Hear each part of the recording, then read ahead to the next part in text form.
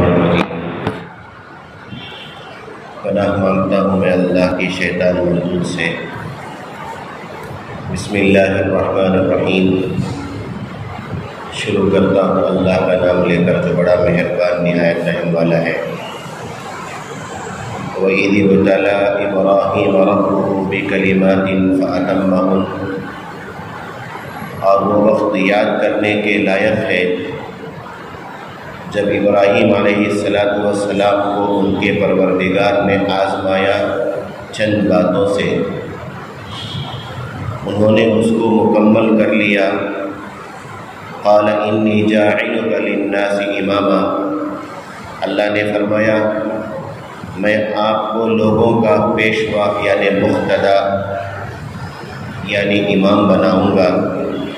قال ومن ذریتی، حضرت ابراہیم علیہ السلام نے فرمایا اور میری نسل میں سے اور میرے خاندان میں سے۔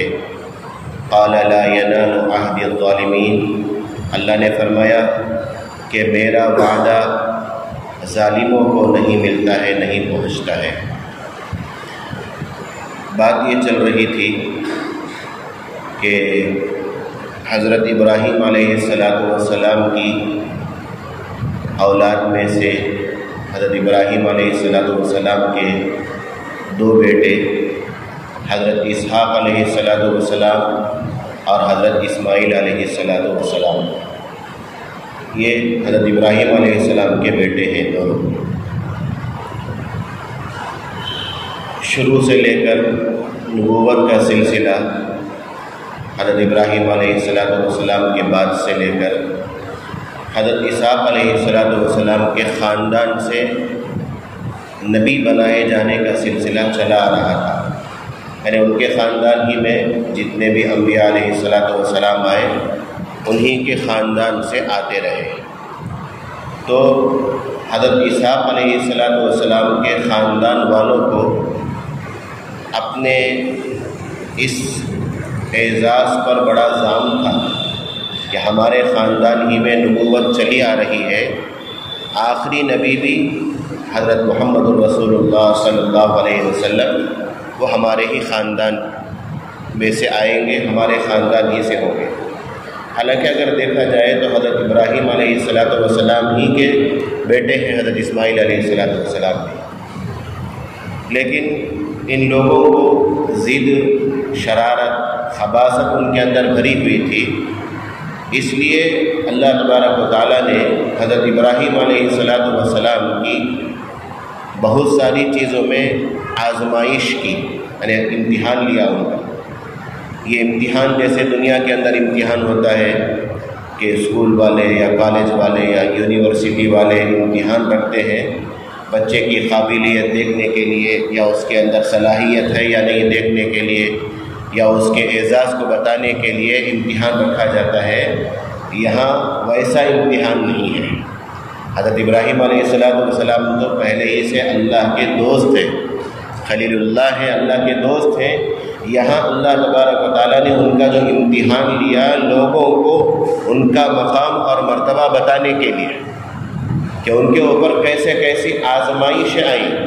اسی لیے اللہ کے نبی صلی اللہ علیہ وسلم نے فرمایا لوگوں میں سب سے زیادہ جو آزمائش لی جاتی ہے یا جن کا امتحان لیا جاتا ہے، جن کے اوپر تکلیفیں آتی ہیں، مصیبتیں آتی ہیں، وہ سب سے زیادہ نبیوں کے اوپر آتی ہیں مصیبتیں، نبیوں کے اوپر۔ اسی لیے اللہ کے نبی صلی اللہ علیہ وسلم نے فرمایا لقد اوذیت فی اللہ وما یؤذی احد، اللہ کے لیے، اللہ کے راستے میں، دین کے خاطر جتنی زیادہ تکلیف مجھے دی گئی کسی دوسرے نبی کو اتنی تکلیف نہیں دی گئی۔ تو اللہ تبارک و تعالیٰ جتنا جو زیادہ قریب ہوتا ہے اللہ اس کا اتنا امتحان لیتے ہیں۔ ہم سمجھتے ہیں کہ امتحان، حالات، آزمائش، مصیبت، تکلیف آئی تو دنیا والے فیصلہ کر لیتے ہیں یا دنیا والے نتیجہ اور رزلٹ نکال لیتے ہیں کہ یہ اللہ کا ناپسندیدہ بندہ ہے، اسی وجہ سے اس کے اوپر حالات آ رہے ہیں۔ حالات کا تعلق، تکلیف کا تعلق دنیا کے اندر اچھے اور برے ہونے کے اندر نہیں ہے۔ حالات جو اللہ تبارک و تعالیٰ لاتے ہیں، کبھی حالات لا کر بندے کے گناہوں کو معاف فرماتے ہیں، کبھی اللہ تبارک و تعالیٰ حالات لا کر بندے کے درجات کو کبھی بلند فرماتے ہیں۔ اسی لیے ایمان والوں کو کہا گیا حالات تمہاری طبیعت کے موافق ہو تو اس پر اللہ کا شکر ادا کرو۔ اگر حالات اچھے ہیں، اللہ ہر طرح کی اللہ نے سہولت دے رکھی ہے، مالی ہو یا جسمانی ہو، صحت کے اعتبار سے ہو، ہر اعتبار سے اللہ نے بہت کچھ نوازا ہے تو اس پر اللہ کا شکر ادا کرو۔ اگر حالات ہماری طبیعت کے مخالف ہے، بیماری ہے، تجارت کے اندر گھاٹا ہے، نقصان ہے، مالی اعتبار سے ہو یا جسمانی اعتبار سے ہو یا دوسرے اعتبار سے پریشانی ہے، تکلیف ہے، تو آدمی اس وقت، شریعت کا یہ حکم ہے کہ اس وقت صبر کے دامن کو تھام لے۔ صبر کے دامن کو، بس یہی دو کام ہمیں دنیا کے اندر زندگی گزارتے ہوئے بس یہی دو کام کرنا ہے۔ ایمان والوں کو، جو غیر ایمان والے ہیں، جو غیر مسلم ہیں، جو کافر ہیں، جو مشرک ہیں، وہ چاہے جیسے چاہے زندگی گزارے، ہمیں ان سے لینا دینا نہیں ہے، بلکہ ایک ایمان والے کی پہچان، ایمان والے کا شیوا یہ ہونا چاہیے کہ حالات اچھے ہوں تو اس پر اللہ کا شکر ادا کرے، حالات اگر اچھے نہیں ہیں تو اس پر گھبرائے نہیں، شکوے شکایت نہ کرے اور یعنی کوئی ایسی حرکت نہ کرے جس کی وجہ سے ہمارا ایمان چھن جائے۔ ہمارا ایمان یہ بڑے نازک دور سے ہم گزر رہے ہیں۔ آج ہمارا ذہن ایسا بنایا جا رہا ہے نعوذ باللہ کہ اللہ سے ہونے کے یقین کو ختم کیا جا رہا ہے، اللہ سے ہونے کے یقین کو ختم کیا جا رہا ہے۔ دنیا کا نظام، لوگ دنیا کا نظام چلا رہے ہیں، اللہ دنیا کا نظام، اگر اللہ ہوتے تو یہ اتنی ساری پریشانیاں، اتنی ساری مصیبتیں، یہ جو بیماری پھیلی ہے یا بھوک مری ہے یا غریبی ہے، یہ تنگ دستی ہے، اگر اللہ دنیا کا نظام چلاتے تو کبھی کا دنیا کا نظام درست ہو جاتا ہے۔ ایسا ذہن بنایا جا رہا ہے، ایسے لوگوں کی باتوں میں، ان کے بہکاوے میں نہیں آنا ہے۔ یہ بہت ضروری ہے کہ آدمی اپنے ایمان کی حفاظت کرے۔ تو آزمائش، امتحان لیا گیا حضرت ابراہیم علیہ السلام کا۔ اب کن چیزوں سے امتحان لیا گیا؟ حدیث میں اور اسی طرح تفسیر کی کتابوں میں مختلف باتیں ملتی ہیں۔ ہو سکتا ہے وہ تمام باتوں کے اندر اللہ نے ان کا امتحان لیا، کیونکہ اللہ نے جو بھی حکم دیا ان کو، اس کے اندر وہ پورے کے پورے کھرے اترے، پورے کے پورے کھرے اترے۔ ایسا نہیں کہ ایک کو مان لیا، دوسرے کو چھوڑ دیا، دوسرے کو مان لیا، تیسرے کو چھوڑ دیا، ایسا نہیں۔ جو بھی حکم ہوا، اللہ تبارک و تعالیٰ نے حضرت ابراہیم علیہ السلام ملک شام کے اندر تھے، بیوی بچوں کے ساتھ، اللہ نے کہا کہ آپ اپنی بیوی بچوں کو جا کر مکے کے اندر چھوڑنا ہے، مطلب ابھی ان کو بس اتنا ہی حکم دیا گیا۔ حضرت جبرائیل علیہ السلام آسمان سے سواری لے کر آئے، حضرت ابراہیم علیہ السلام کو، ان کی بیوی کو، ان کے بچے حضرت اسماعیل علیہ السلام کو لے کر جا رہے۔ راستے میں سرسبز، شاداب، ہریالی جہاں ہے، کوئی اگر شہر نظر آتا تو حضرت ابراہیم علیہ السلام حضرت جبرائیل علیہ السلام سے پوچھتے کیا یہیں ہمیں ٹھہرنے کا حکم ملا ہے؟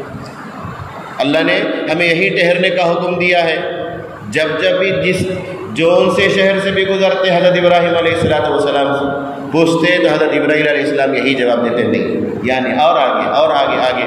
اب ایسی جگہ گئے ہیں جہاں کانٹے دار درخت، ببول کے درخت، چٹیل میدان، اس میں کانٹے دار درخت تھے، پانی کا نام و نشان نہیں۔ اب حضرت ابراہیم علیہ السلام کہتے ہیں کہ اس جگہ اللہ نے آپ کو ٹھہرنے کا حکم دیا ہے۔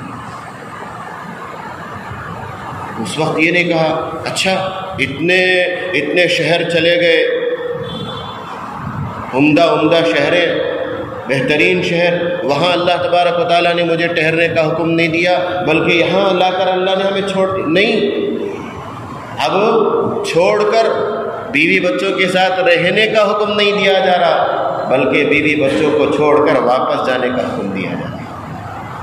بیوی بچوں کو چھوڑ کر واپس جانے کا حکم دیا جا رہا ہے۔ آپ یہاں چھوڑ دو، آپ جا رہے ہیں تو हाजिरा अलैहिस्सलाम पूछ रही हैं आप कहाँ जा रहे हैं, कहाँ जी जाते हैं, हम मुझे छोड़कर, बच्चे को छोड़कर। वहाँ पहले चंद एक कौम आबाद थी, वहाँ पर अमालिका या उम्मालीन उनके बारे में कहा जाता है, वो कौम एक आबाद थी, बस वो ज़िंदगी गुजार रहे थे, ऐसी जगह हमें छोड़कर जा रहे हैं। हज़रत इब्राहीम अलैहिस्सलाम कुछ भी जवाब नहीं, और दूर चले गए, 2-3 मरतबा पूछने के बाद कुछ भी जवाब नहीं दिया। तो बीवी इतनी समझदार थी, बीवी खुद आगे बढ़कर पूछ रही है कि अल्लाह ने इसका हुक्म दिया है आपको, अल्लाह ने आपको इसका हुक्म दिया है कि हमें छोड़ कर जाए। तो हज़रत इब्राहीम अलैहिस्सलाम ने उस वक्त इस सवाल का जवाब दिया, हाँ अल्लाह का हुक्म मिला है कि आपको यहाँ छोड़ कर जाना है। तो उस वक्त बीवी ने कहा जब अल्लाह ने हुक्म दिया है अल्लाह हमें ज़ाया नहीं करेगा, अल्लाह हमें बर्बाद नहीं करेगा। कैसा नबी है, नबी की बीवी का ईमान देखिए। अब हज़रत इब्राहीम अलैहिस्सलाम उसके लिए भी तैयार हो गए, मुल्क शाम चले गए, फिर आए, कितने सारे हालात, यानी कौम से अलहदा हो गए, बाप ने घर से निकाल दिया, कितनी आजमाइशें उनके ऊपर आई।